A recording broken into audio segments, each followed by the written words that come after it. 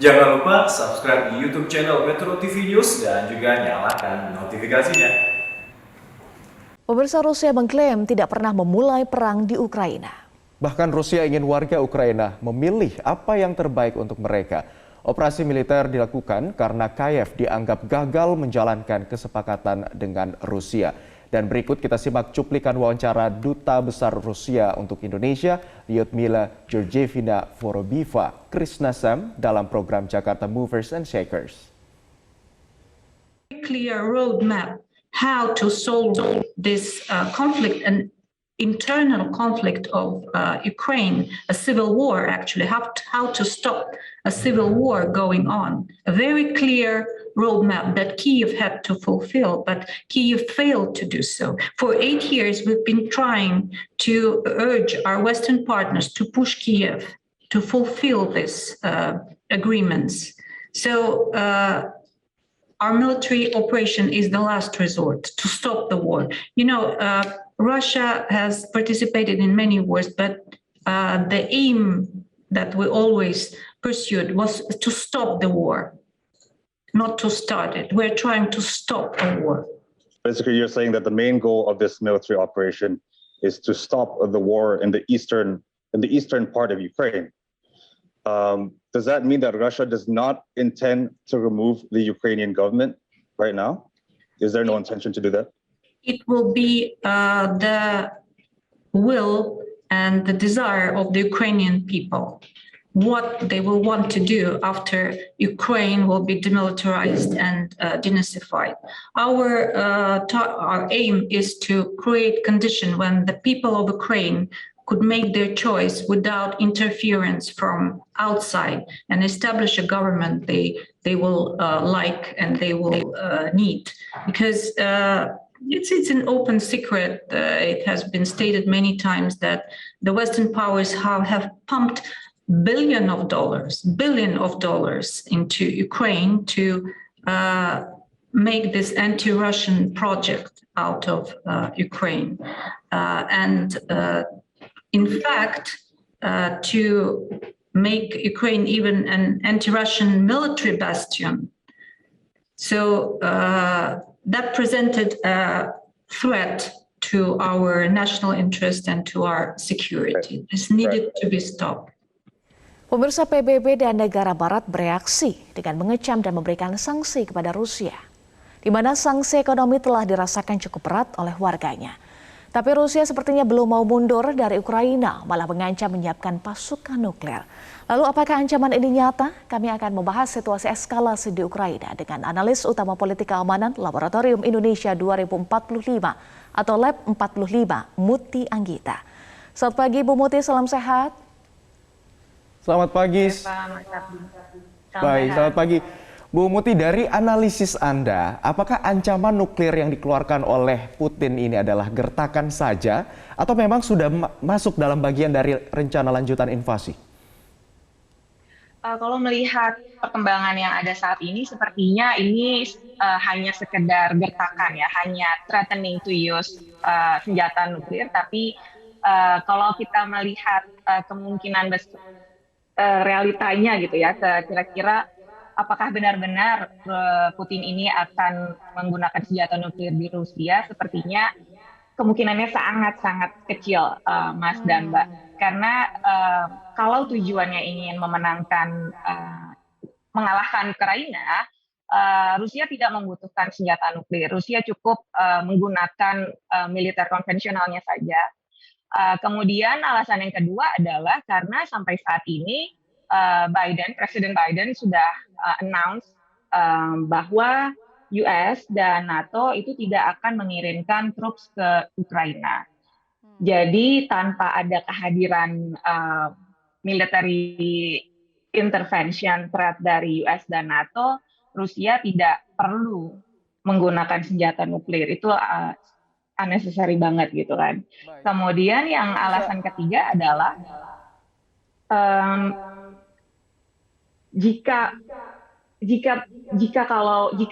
shocking escalation ada gitu ya, misalnya tiba-tiba minggu depan atau beberapa hari ke depan ada perubahan dari kebijakan Amerika dan NATO, mereka mau mengirimkan troops ke Ukraina gitu kan, itu pun tidak serta-merta akan membuat Putin mengaktifkan tombol nuklir istilahnya begitu, uh, karena itu belum ada pressure yang cukup, karena kita tahu bahwa perang nuklir itu sangat mahal, sangat costly bagi semua pihak yang terlibat gitu. Jadi perlu ada pressure dan tekanan yang sangat besar untuk perang nuklir terjadi. Baik, artinya gertakan untuk menggunakan senjata nuklir ini hanya bentuk kekesalan dari Rusia karena dibanjiri dengan berbagai sanksi dari global. Lantas sebenarnya apa dampaknya setelah Putin mengeluarkan gertakan ini? Apakah memang justru membuat negara-negara ini akan semakin memberikan sanksi yang berat atau seperti apa responnya? So far responnya dari US, dari negara-negara aliansi NATO lainnya, mereka tidak merespon dengan memberikan gertakan kembali gitu, tapi mereka hanya fokus dengan international pressure dan sanction gitu. Mungkin ke depannya kalau masih berlarut-larut dan peace talks-nya tidak berjalan dengan baik dan kemudian makin banyak korban sipil di sana, kemungkinan mungkin Amerika bisa memberikan economic sanction yang lebih berat lagi gitu.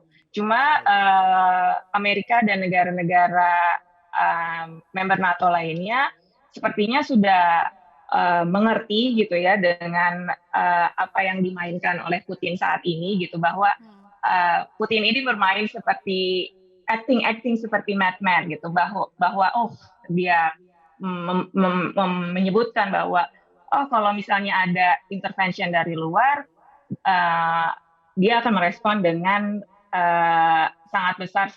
sangat besar yang dunia belum pernah lihat gitu. Orang mengiranya, media-media di Indonesia dan di luar mengiranya itu akan menggunakan senjata nuklir, tapi secara realistik sebenarnya Putin pun adalah leader yang kalkulatif gitu. Dia tidak akan menggunakan nuclear weapon dengan semudah itu, karena konsekuensinya yang berat juga bagi Rusia jika mendapat balasan nuklir dari misalnya Amerika atau negara dengan senjata nuklir lainnya. Baik, tetapi catatan dari Stockholm International Peace Research Institute menyatakan bahwa Rusia ini mayoritas memegang nuklir ya, dari 2000 yang aktif nuklir di dunia. Nah, bagaimana sebetulnya kekuatan nuklir Rusia itu sendiri, Mbak Muti? Sebenarnya dari segi kuantitas, Mbak dan Mas, Rusia itu saat ini mempunyai jumlah nuklir warheads yang paling besar, hampir 5.900 sekian, di mana Amerika itu sekitar 5.500. Tapi dari segi kualitas dan tingkat modernitas advancement-nya itu, Amerika masih nomor 1, karena kebanyakan jumlah warheads senjata nuklirnya Rusia itu dibuat di zaman Cold War, yang artinya sebenarnya banyak yang tua gitu. Tapi menurut para nuklir expert semuanya masih dalam keadaan safe, secure. Jadi kemungkinan adanya miscalculation atau accident gitu kan karena Putin sudah announce bahwa nuclear weapons-nya sudah di-set ke higher alert. Artinya tingkat kesiapan untuk diluncurkan itu sudah makin siap gitu kan. Tapi kemungkinan untuk terjadi accident atau miscalculation itu mesti ada, tapi itu tidak perlu dihiperbolakan gitu, karena security dan safety dari nuclear weapons di setiap negara yang mempunyai senjata nuklir itu pastinya sudah diuji bertahun-tahun dan sudah sangat baik. Baik, Mbak Muti, kalau kita simak pernyataan sebelumnya dari Duta Besar Rusia untuk Indonesia, Ibu Lyudmila, yang mengatakan bahwa Rusia tidak pernah mendeklarasikan untuk perang justru. Nah, malah Ukraina yang mendeklarasikan anti Rusia. Dari analisis Anda, apakah terjadi kegagalan diplomasi antara kedua negara dalam hal ini atau seperti apa? Karena sejarah antara Rusia dan Ukraina ini sebenarnya sudah panjang ya, Mas dan Mbak. Kalau kita lihat, sebenarnya ada Profesor Marsheimer dari University of Chicago, US. Dari 2014 beliau itu sudah memperkirakan bahwa akan terjadi konflik yang bisa bereskalasi ke perang antara Rusia dengan Ukraina, karena Rusia ini nggak happy dengan perluasan NATO, perluasan EU, perluasan NATO. NATO kan awalnya 1949 itu hanya terdiri dari 12 negara ya. Kemudian yang terdiri dari 12 negara dan semuanya di Western Europe. Kemudian dia meluas ke Eastern Europe. Di tahun 99 ada negara waktu itu siapa ya? Poland, Czech Republic join. Kemudian 2004 itu ada Slovakia, Romania, Bulgaria gitu kan join juga. Kemudian ada wacana Ukraine mau join juga. Jadi itu dia Rusia merasa threaten gitu ya bahwa loh kok NATO yang tanda kutip adalah bukan tanda kutip teman dekatnya, allies-nya US makin mendekati wilayahnya gitu. Apalagi sekarang Ukraine juga kan sudah daftar join EU ya sekarang. Jadi wacana-wacana itu semuanya membuat Putin merasa terancam karena pengaruh US makin mendekat ke wilayahnya. Baik. Ada juga statement dari Duta Besar Rusia terkait dengan sebetulnya Rusia hanya ingin menyelesaikan konflik di Ukraina. Apa sebetulnya arti atau maksud dari pernyataan ini? Sebenarnya banyak expert yang sekarang juga membuat calculated guess gitu ya. Apa sih sebenarnya yang Putin mau? Tapi sebenarnya yang tahu apa yang Putin mau itu adalah Putin sendiri dan inner circle-nya Putin gitu. Cuma kalau dilihat dari statement-statementnya Putin, dia itu kan ingin bahwa Rusia itu diakui kedaulatannya atas Crimea kan. Kemudian juga dari klaim-klaimnya Putin bahwa dia ingin di Ukraina itu berhenti melakukan genosida terhadap rakyat Ukraina gitu. Dan Rusia tidak ingin Ukraina itu bergabung ke NATO. Dari itulah yang so far secara publik gitu ya Putin sampaikan. Tetapi kan kalau kita lihat dari video-videonya Presiden Zelensky ya yang muncul di sosial media bahwa nggak ada genosida di Ukraina gitu dan nggak mungkin dia itu menjadi Nazi di negaranya karena dia sendiri adalah Jewish gitu. Jadi saya agak pesimis sih dengan talk-nya itu nanti akan berjalan seperti apa karena ketidakjelasan dan ketidakcocokan ini di konflik Rusia Ukraina. Baik. Lantas dari operasi militer dan juga invasi yang sudah dilakukan oleh Rusia, apa sebenarnya tujuannya? Kalau memang tadi Mbak Muti katakan bahwa ada beberapa data yang dicocokkan gitu, Anda sendiri mengatakan bahwa tidak sesuai begitu. Sebenarnya apa intinya? Sebenarnya agak sulit juga ya Mas Mbak karena ini sudah hari ke-5 atau ke-6 di perang di Ukraina gitu kan. Cuma saya setiap hari masih bisa lihat ada teman saya di Ukraina masih posting sosial media, Presiden Zelensky juga gitu kan. Jadi air, listrik, internet itu masih jalan di Ukraina gitu. Maksudnya ini cukup mengejutkan sih untuk ukuran perang yang dilakukan oleh Rusia gitu kan. Sebenarnya ya perang itu unacceptable gitu. Cuma saya kira akan lebih buruk dari ini gitu loh keadaannya gitu kan. Jadi agak kurang jelas juga tujuan Putin itu ingin menang cepat atau ingin memperlama gitu konflik ini terjadi. Begitu Mas. Dan ini juga adalah threatening untuk menggunakan senjata nuklir juga sepertinya signal gitu ya untuk mendeter US dan Barat bahwa jangan main-main dengan Rusia seperti itu. Dua hal terbaru adalah dalam pembicaraan di Belarusia kedua negara sepakat tidak menghasilkan keputusan selain kembali bicara. Kemudian Ukraina juga bergabung ke Uni Eropa. Nah, apakah dengan dua hal yang terbaru ini konfliknya akan semakin panjang atau ada optimisme untuk segera berakhir konflik ini? Kalau untuk mencapai perjanjian damai kayaknya masih agak lama ya. Maksudnya tidak mungkin cepat talk itu menghasilkan suatu peace agreement sepertinya kalau melihat perkembangan sekarang. Tapi deeskalasi itu mungkin tentunya karena perang itu mahal dan kita masih belum bisa membaca apa yang Putin mau. Kemudian mengenai Ukraine masuk EU itu masih baru mendaftar dan kita belum bisa menilai apakah European Commission akan menerima lamaran Ukraine dengan cepat karena kita lihat Turki sudah berpuluh-puluh tahun daftar tapi belum masih diterima di EU.